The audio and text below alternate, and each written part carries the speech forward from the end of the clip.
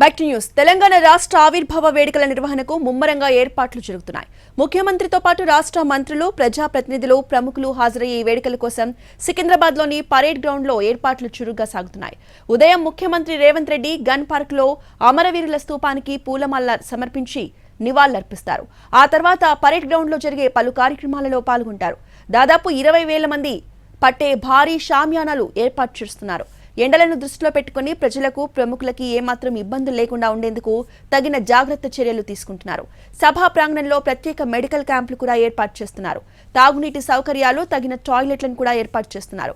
సమాచార పౌర సంబంధాల శాఖ ఆధ్వర్యంలో LED స్క్రీన్లు, కార్యక్రమానికి లైవ్ ప్రసారానికి ఏర్పాట్లు చేస్తున్నారు.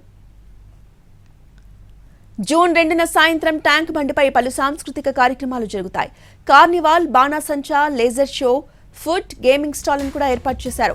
ట్యాంక్ బండ్పై ఏర్పాటు చేసిన పలు సాంస్కృతిక కార్యక్రమాలకు ముఖ్యమంత్రి, మంత్రులు, ఇతర ప్రముఖులు హాజరవుతారు. రాష్ట్రంలోని వివిధ జిల్లాలకు చెందిన పలు సాంస్కృతిక కళా బృందాలచే కార్నివాల్ ప్రదర్శనలుంటాయి. ప్రధాన స్టేజ్పై పలు శాస్త్రీయ, జానపద, దక్కని సాంస్కృతిక కార్యక్రమాలుంటాయి. ఇక తెలంగాణ రాష్ట్ర అధికారిక గీతం జై జై హే తెలంగాణపై జాతీయ జెండాలతో మార్చ్ పాస్ట్ ఉంటుంది.